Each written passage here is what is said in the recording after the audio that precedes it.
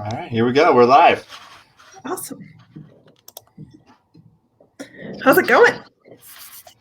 Good, good. All right. Looks like somebody last minute asked to join the group, so I'm going to let them in real quick so they have a chance to see it. Cool. I was inviting a couple people. I was just on the phone with somebody who's an avid skier and her family. And I said, you know what? You need to jump in this group. And Was it Deborah? Like, yeah. Okay, that was who asked. So welcome, Deborah. Awesome. Fantastic. Yeah. All right. Go back here. And I just want to pull up the live video on the group so I can see when somebody comments. So Kyle says hola. All right. So before we dive into the interview with Lisa here, I just want to, if you put a like or a love, some sort of reaction on the live itself, make comments, things like that. It helps more people see this that are in the group. It helps it pop up on their newsfeed a little bit easier. So if you do that as you go through, the more people will see it, the more people will be able to access this great information that Lisa is about to share with us. So go ahead and do that. And at the end, we're going to have you submit some or actually during it, you can even submit some questions for Lisa. And towards the end, I will have those available for you to ask her. All right. So welcome, Lisa. Lisa is with Lisa Olsson Fitness, and she is a specialist with nutrition and anything involving the fitness world, as she does personal training. So I asked her to come on. She and I know each other pretty well. We've worked together on a few projects before, and I trust her to know so much about nutrition and give you guys some good information on how to help take that and perform your best on the slopes, whether it be snowboarding or skiing, and how to get that proper diet to be strong and healthy. So thank you, Lisa, so much for coming on this evening. Holla. I feel like we should have a contest here, like who are the riders and who are the skiers, right? Yeah, let's start with that. Go ahead and comment whether you ski or whether you're a rider. Yeah, because I'm definitely a rider. I am not a skier, so it's funny. So we get to have fun with each other, duking it out. But thanks for having me. How long have you been snowboarding, Lisa? I grew up in Colorado, and so you would think I'd be an avid skier or boarder for my whole life, and I wasn't, because I played a lot of other sports and pretty competitively, and so my coaches all were like, there's no way you are getting on the slopes. So I think I went once when I was in high school. My friend took me, her and her family took me to Vail, and I felt like I was tumbling down the mountain, going over some moguls, and I was like, this is not good. We are in the prime of basketball season, and I'm trying to get a scholarship to college for basketball and softball. And so I kind of cut that out really quick and didn't grow up skiing or snowboarding at all. But then I went, and we can talk about this later or now, whatever. I went and played college sports at the Division I level, 3 sports actually: softball, basketball, and golf. And after college, I went and came back to Colorado, and I was out in Pennsylvania. Came back to Colorado, and I was the head softball coach at Colorado College. And my brother was an avid skier, but he wanted to learn how to snowboard. And I was like, you know what? Like, I could probably take that up now and actually learn, because it's okay if I get hurt. So, so knock on wood, I have not gotten hurt yet. And so I picked it up, I don't know, now 18 years ago.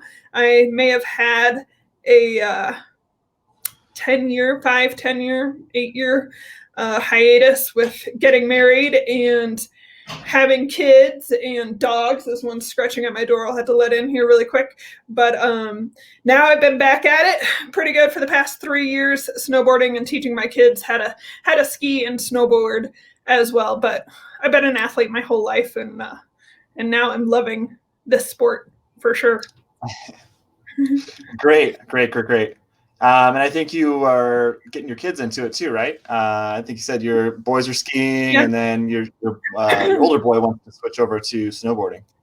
Yeah, I've got a 5-year-old and an 8-year-old, both boys, and they've both been skiing. This is their third season each. And my oldest, Wyatt, is now picking up the snowboard, so it's fun to take him and see him try new things and pick it up. But he's good. He's good on his skis. So I'm like, if we want to fly and we want to have fun, then I'm like, put your skis on, man. Let's go. So. Yeah, right now, Lisa, it looks like the skiers are kicking your butt on the unofficial poll here. You know, what are you gonna do? You've been fixing me and my tailbone and my knee, so maybe skiing is the better choice for injuries and stuff. No, but we all have our own problems. Right, I'll take it. Yeah. All right. So let us know a little bit more about your background in sports. You said you went to college out in Pennsylvania. Where did you go? Yeah, a small D1 school called St. Francis. So kind of in the middle of nowhere, 2 hours east of Pittsburgh. I wanted to get a scholarship for basketball and walk on to a softball team, but everywhere I applied to and all the coaches I talked to wanted it the other way around, and they said, no, we'll give you some money to play softball and you can walk onto the basketball team. So I did that, reluctantly, but then found that I was a better softball player and I fit in a whole lot better. A 5'4" shooting guard up against the likes of some of those at Old Dominion or UConn or Penn State right up the road from where we were was a little bit rough playing against some of them with my height disadvantage. So yeah, it was a small D1 school, about 1,500 students, but it was cool because we played in the Northeast Conference, so Long Island University and Quinnipiac, St. Francis, New York, Long Island, Robert Morris, some of those schools, but then we also got to play some off-season stuff against the big guys, so against Virginia and your Big Ten with Penn State right up the road. It was fun being able to beat them, a small D1 school beating the big guys, so it was cool. Oh, I'm sure that was a thrill. You go up against the big guns and beat them down.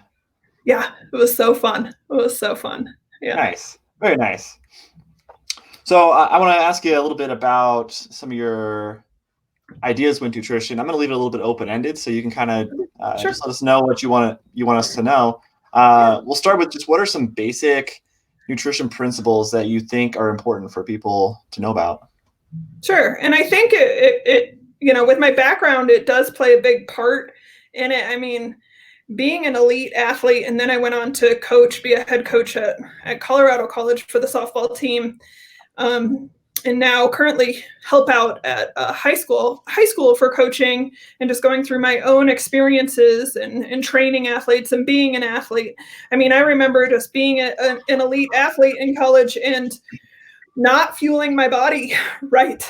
Like we'd play for 4, 5, 6 hours at a time for some tournaments. And it's like, here, you get like a Quaker Oats granola bar and here's some Gatorade and some of this, or like, let's go to Wendy's or McDonald's or something. But you're playing so much that you don't fuel up very much. And I would actually get sick. Like if I don't eat, then my stomach is just in sharp pains. I get headaches, those type of things. And so I started paying attention to nutrition after a while.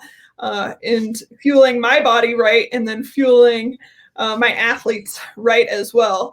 And, I grew up running races as a 5-year-old, carb loading from the beginning. And that's just kind of what you thought you did, is load up on the pasta and load up on the bread and those type of things, and have that big spaghetti dinner before a big game or a big race, or you're out riding or skiing or whatever all day. You feel like you've been told, or I was told, and I feel like a lot of people were told, to carb load. And what I found was not all carbs are created equal, right? After enough training and enough certifications, and now I've been in the personal training world since 2006, so about 14 years, and having my own business for about 7 years now, I understood and started to learn not all carbs are created equal, and that wheat pasta or that white pasta, and some people are like, oh, it's wheat pasta and whole wheat is better for you than white. It's like, yes, a little bit,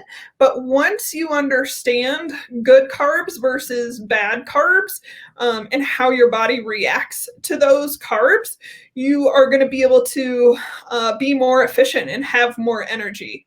And I feel like as an athlete, that's what it's all about, or even just living every day, right? I've got 2 young kids. There's other people out there that have kids, or you're working, or stress in life. And so many times we find ourselves like needing a nap in the middle of the afternoon, right? 2, 3 o'clock. And we're like, I'm exhausted. Maybe I'm just getting older, or what's the deal? Or I just can't bounce back like I used to when I was younger, or whatever. I took out gluten from my diet about 5.5 years ago. And when I took gluten out and reintroduced it back in, I noticed immediately how bloated I was, how much I like retained weight. It looked like I was 6 months pregnant walking down the stairs after putting my kids to bed one night when my husband had made dinner, and he had bought the cheap stuff, as he said, when he made spaghetti. He's like, I bought the cheap stuff, sorry. And I was like, look at what this just did to my gut. Like, it bloated me up so much. It was unreal. And then I was just asleep on the couch, like, by 8:30, 9 o'clock every night. And I'm like, what is this? It's this gluten. It's this white breads, white pasta, all this sugar that is just zapping my energy. And once I realized that and started, I've coached hundreds and hundreds of people through a healthy living or a clean eating challenge to be able to help them understand what foods sabotage their health and what foods are going to give them more energy. It just was time and time again. Like, I think it's 80% of the population has some sensitivity to gluten. And so I think that's a big one just to address, especially with athletes, because we carb load so much, or we think we need those carbs. And I'm not against carbs at all. Like, I love carbs, but I like the right ones. And so the right ones I found for me and for most people, instead of a white pasta or a wheat pasta, it's a brown rice pasta or a chickpea pasta. And they actually taste good. They don't taste gross. You can cook them the right way and they actually taste good. But having sweet potatoes and brown rice and quinoa and those type of things are good carbs, and they give you the energy that you actually do need. So instead of carb loading with the white pasta and the wheat pasta the night before, you're going out on the slopes, or if you've got a big day, or you're hiking, or you're climbing the incline, if you're here in Colorado Springs or whatever, like, fuel yourself with some of those complex carbs, or those good carbs. So that's a huge thing I feel like is really big for athletes to think about and say, especially, I mean, we're not having, I don't know who's on your group here, but I don't think it's your high school athlete or your college athlete. It might be the ones that were the high school athlete and the college athlete before, or athletic in some sense, right? And just wants to be an active adult and be as athletic as they can and have as much energy as they can. And so understanding what food will help you have that energy and what food zap your energy is huge. Like, dairy's another big one, and I get a lot of kickback, right? Everybody loves their cheese, right? Cheese, milk, dairy, they don't do a body good. So I feel like the 2 main culprits, if you're going to take anything from this and you want to kind of change your nutrition, is to experiment with some things and try and take out the gluten and take out the dairy, right? Dairy is one of the most common allergens that there is out there. It's super hard to digest. It causes a lot of bloating, causes a lot of breakouts too. I'll tell you, if I have cheese or dairy or anything, I'm breaking out right away on my face, and that's just annoying, right? So whey protein, if we want to get into this, whey is a byproduct of the cheese making process. A lot of people are drinking like whey protein shakes or whey smoothies, and they think, I need to have whey protein because it's been shown to build lean body mass, right? And you want that lean muscle, which that's what we want. But because whey is a byproduct of the cheese making process, it's high in cholesterol, it's hard to digest.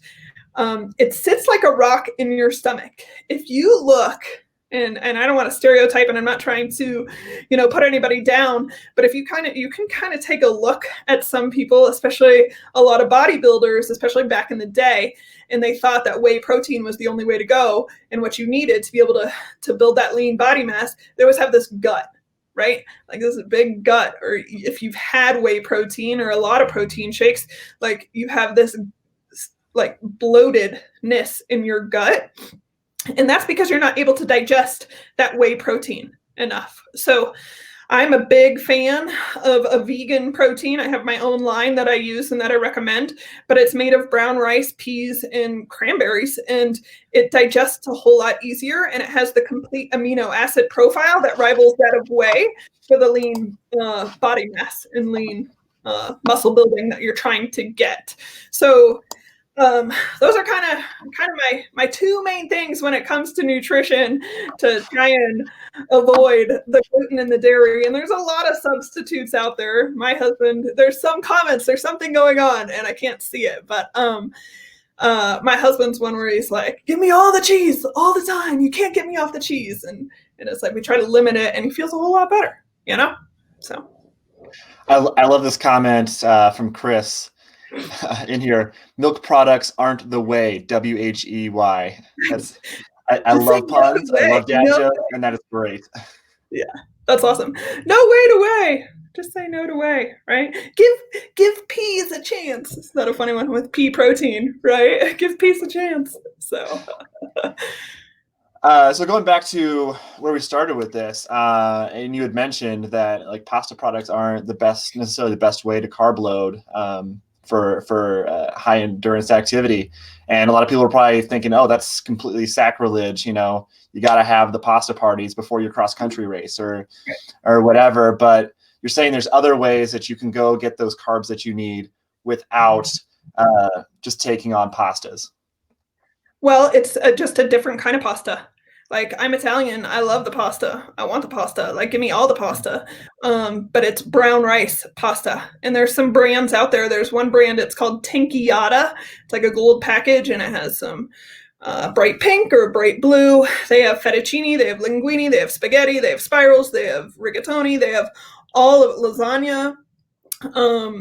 Pastas all made out of brown rice. And so that's going to actually give you more energy the next day as opposed to that white or wheat pasta that actually is just going to slow you down and sit like a rock in your stomach.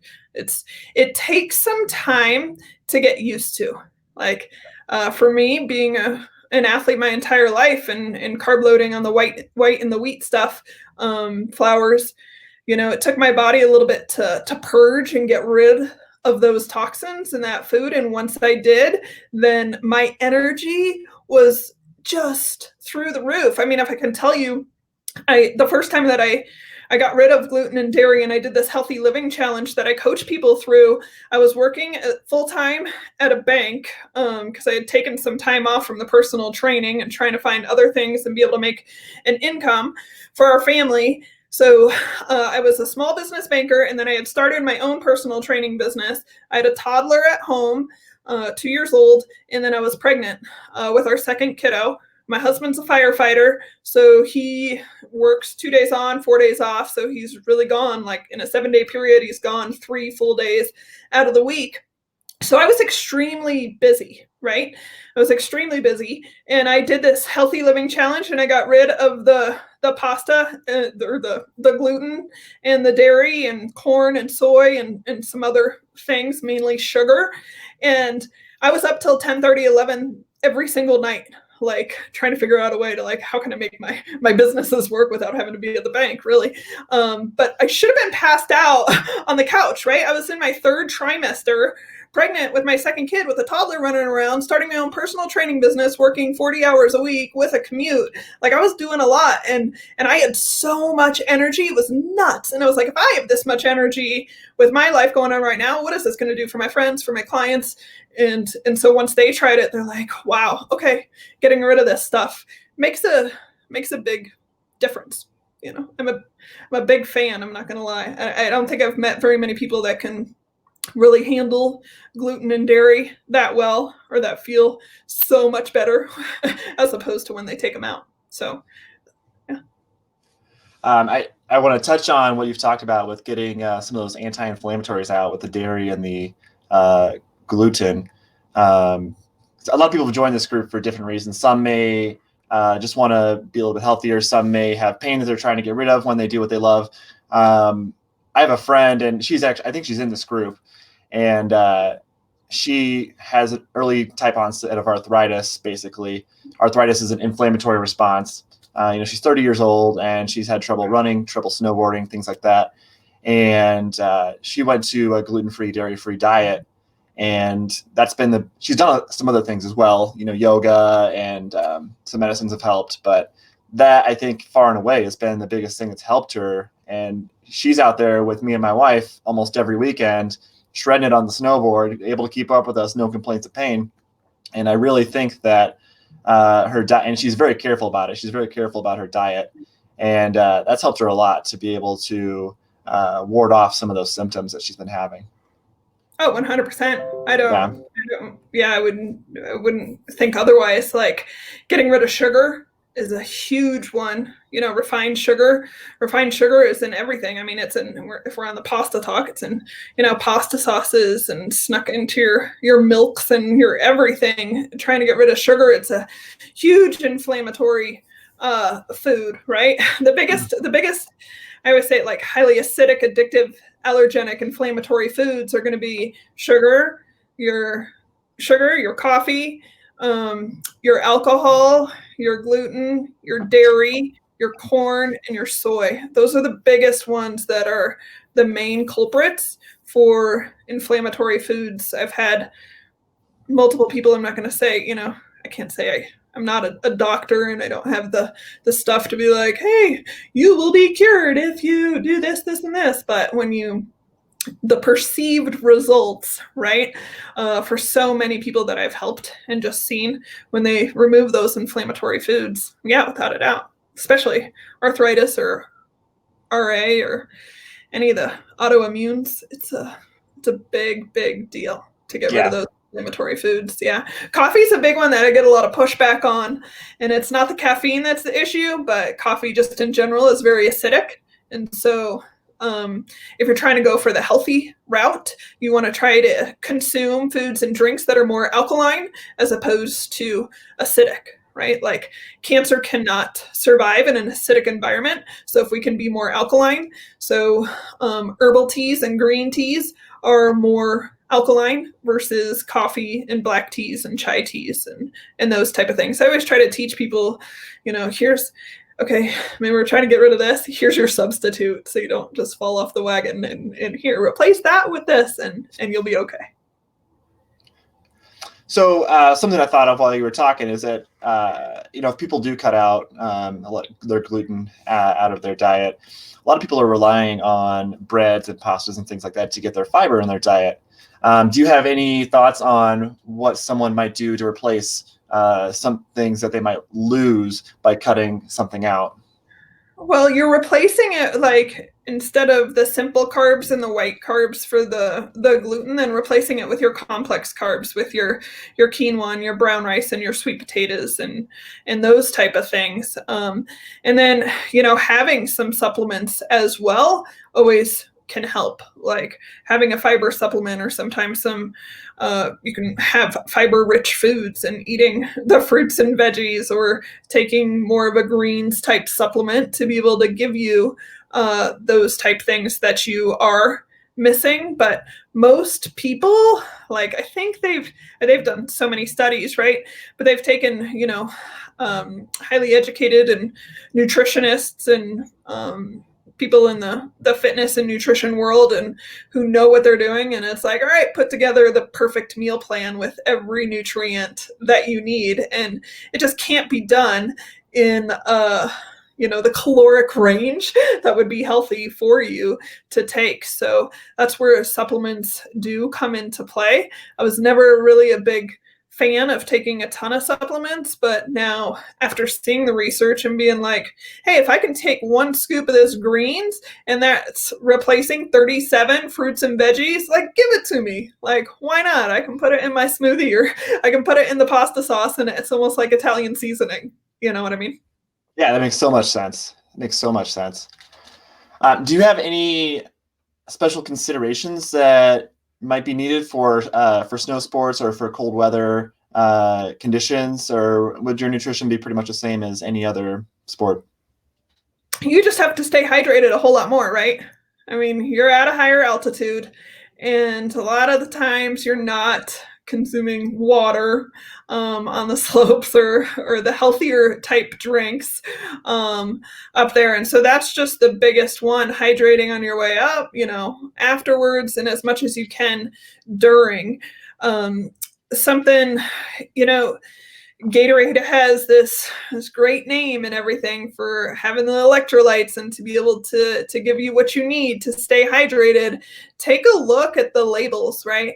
How much does a bottle of Gatorade, how many grams of sugar are in a regular sized bottle of Gatorade, right? It's like, some of those bigger ones, 32 to 64 grams of sugar in one of those big Gatorades, right? And if you're going to say, okay, well, I'm just going for the Gatorade Zero, what is the zero? What's making it sweet? And that's the artificial sweeteners in there. And so that's almost worse for you than regular sugar. But sugar is known to dehydrate you as well. So it drives me crazy with the Gatorade and the Powerades and those type of things. So I use a hydration from Arbonne. I partner with Arbonne for a lot of my nutrition and supplements things. Actually started with Arbonne because of their workout line. They have a pre-workout, a hydration, and a post-workout. And I'm like, if I can take this hydration, it's just I've got one right here. I take it every day, especially after skiing, but I'm just putting it in my water, either on the slopes or after, and it tastes good, and it's replacing those electrolytes, giving me those electrolytes that I need, and doing a whole lot more than the Gatorade does with the sugar. So I recommend, once again, like some supplement type things, but having this is key. My brother's a huge skier, very avid skier, and a big drinker, so he has like a lot of if you like the cocktails, and I like I think most skiers and snowboarders are also big drinkers. It just kind of comes with the territory, the après. Right. So sneak in a hydration or two, and it seriously helps. I mean, because you're on the mountain, you're not drinking as much water as you should be, right? You're higher elevation. You're having a couple beers on your breaks or lunch or whatever, and I am too. But this hydration just helps big time with that. So that's a big one to try and sneak in, to be able to make a little bit healthier choice on the mountain as well. So I always have nuts on hand. Like I've always got cashews or almonds or pistachios or something, like just in my jacket or in my bag. Or protein bars. Like I'll even have just a shaker and with just protein powder, and then adding some water to it for some better nutrition type stuff when I'm up there, or before or after. I mean, if you're looking at recovery type stuff, after a day on the slopes, or after you're working out, or after you're exercising in any way, having branched chain amino acids, right? BCAAs are huge for that muscle recovery, to be able to help with those. You're working those muscles, you're tearing them apart, you're putting a lot of pressure on your body. So having the branched chain amino acids is a big thing to be able to help in recovery and help you keep going and relieve a lot of the soreness. So that's actually how I got into Arbonne in the first place, is because of their BCAAs and this hydration and their pre-workout. I'm like, if I can take this when I'm pregnant, you got to be kidding me. And I still have all this energy and I can work out. Okay, like it doesn't make your heart like go pumping out of your chest, but it's really good, especially if you guys are hiking up the mountain, right? Like you're putting in some work with your backcountry type stuff, right? That's not my thing. I'm a mom now, right? I don't get to play in that game. But doing the incline or doing other type hikes and things like that, if I'm out for hours at a time, then I take my pre-workout and it just keeps me going longer, keeps me hydrated. What it's doing is it's bringing more oxygen to the muscles, right? And if your muscles have more oxygen, then they're going to be able to perform better. You know that, right? Awesome. So you've given us a lot of good advice about some different strategies for improving your nutrition to perform better. How do you specifically go about helping athletes? I love it. Like athletes are my jam. I mean, once you are one, then you're once an athlete, always an athlete, right? And so, how do I go about helping them? I mean, I have my own businesses with my training business, and I do a lot of virtual training and virtual workouts and stuff, and then my nutrition stuff. I do a lot.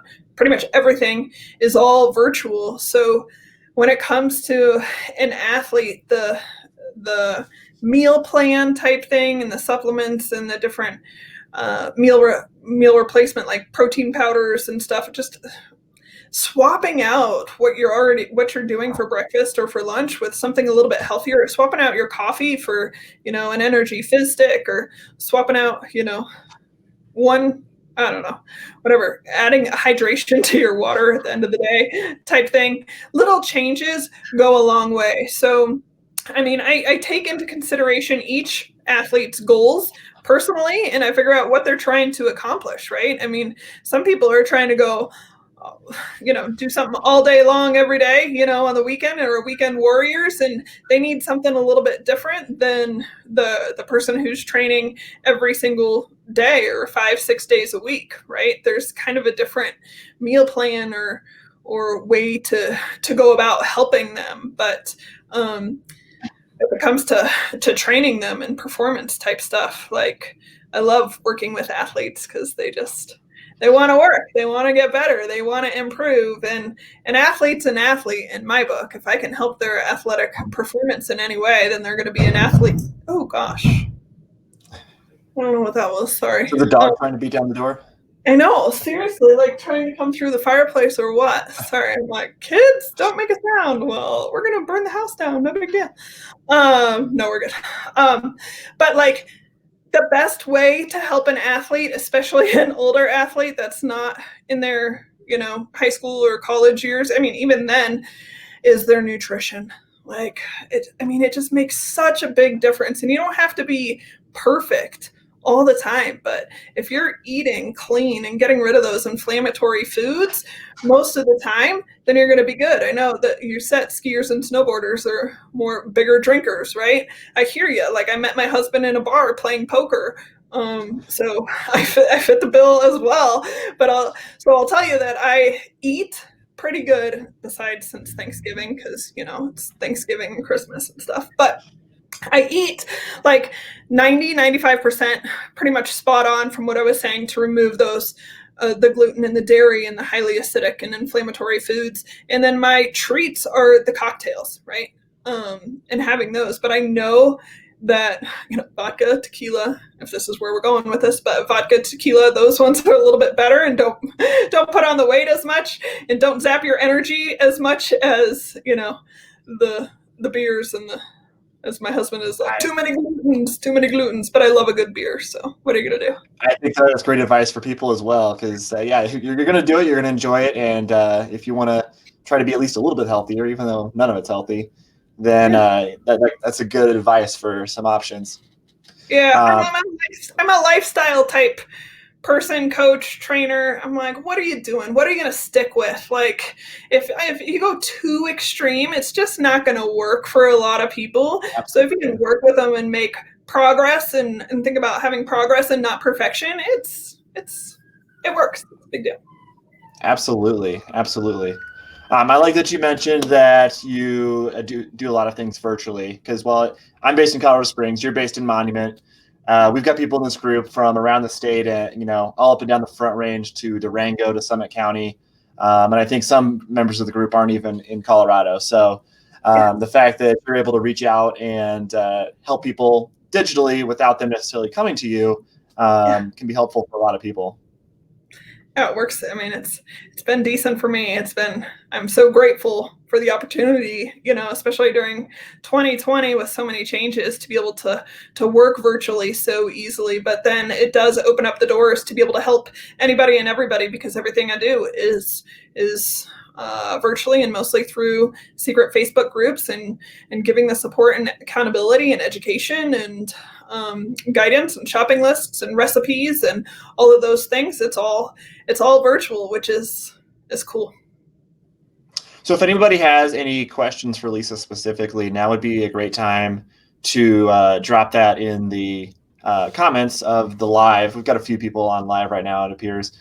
So if you have any specific questions for Lisa, go ahead and put those in now.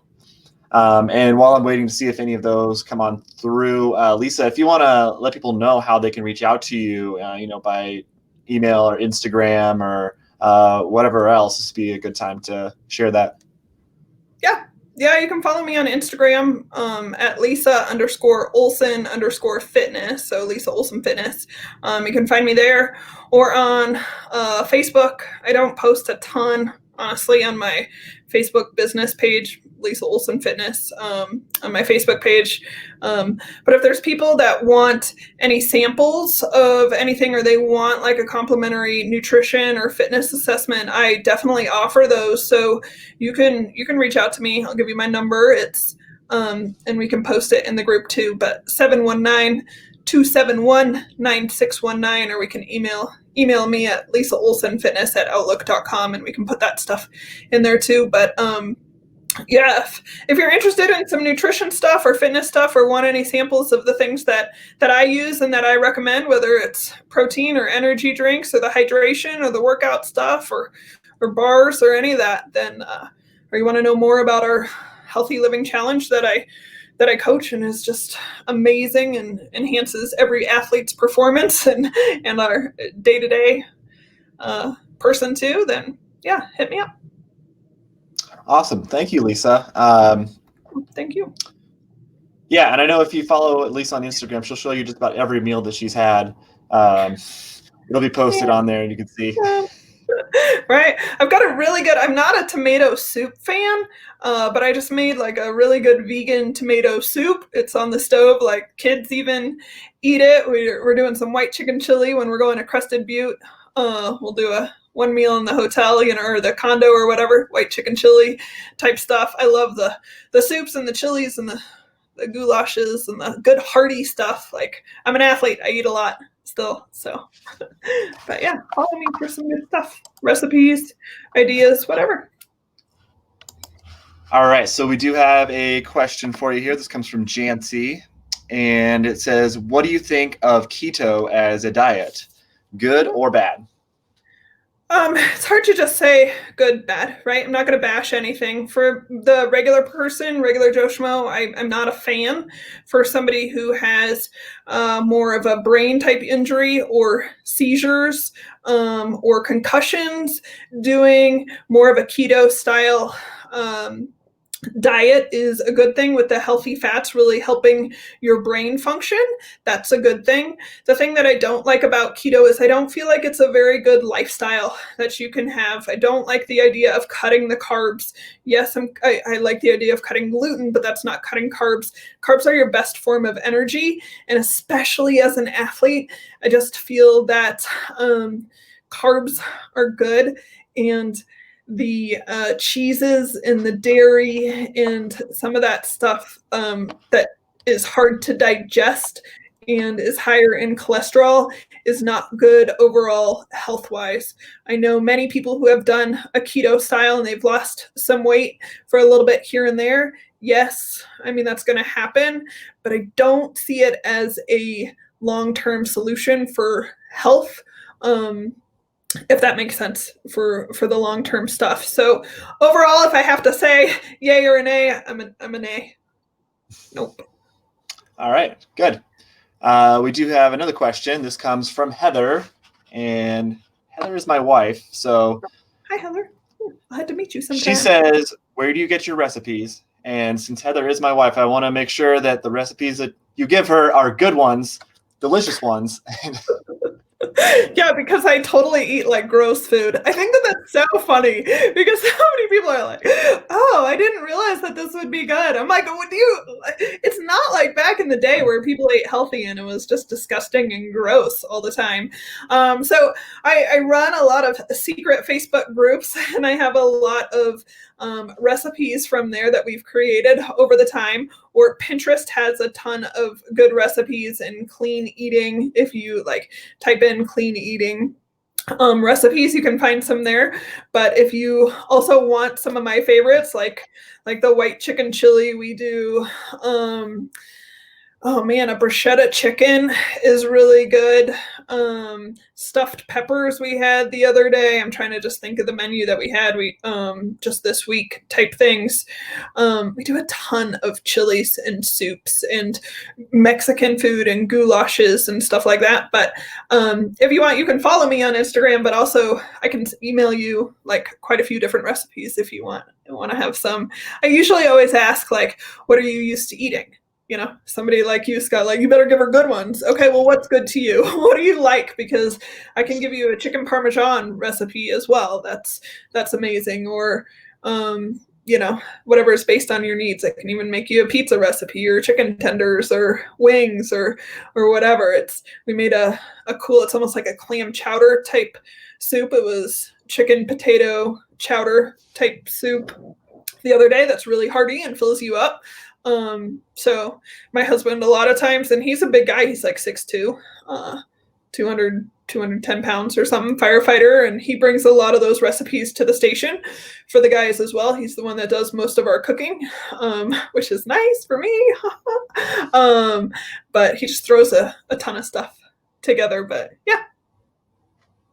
Yeah, I will say right now she is making a sweet potato and quinoa chili that's in the crock pot right now. I can smell it coming upstairs. So I think that would fit well into your yeah, that's a good one. Yeah. We do low gluten type of lifestyle. Yeah, we did a shepherd's pie this week too, and some will do it with sweet potatoes for shepherd's pie. My husband likes red potatoes better than sweet potatoes, and red potatoes are lower on the glycemic index than like white potatoes. So just as another extra little thing, substituting the red potatoes for white potatoes is an easy substitute and hard to tell the difference there. Yeah. Okay, very good. Any other last minute questions anyone might have?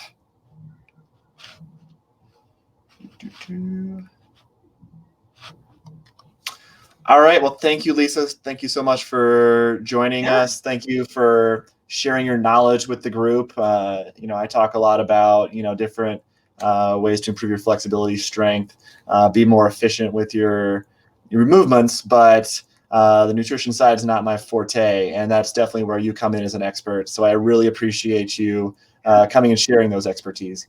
Yeah, thank you for having me. And then the more you know, the more you pass along to your clients. You're amazing at what you do, and I appreciate the help that you're giving me. I really appreciate it. It keeps me on the slopes and keeps me up there and doing what I need to do as I'm getting older, right? But got to keep up with the kiddos, so and be able to still have fun. So thank you.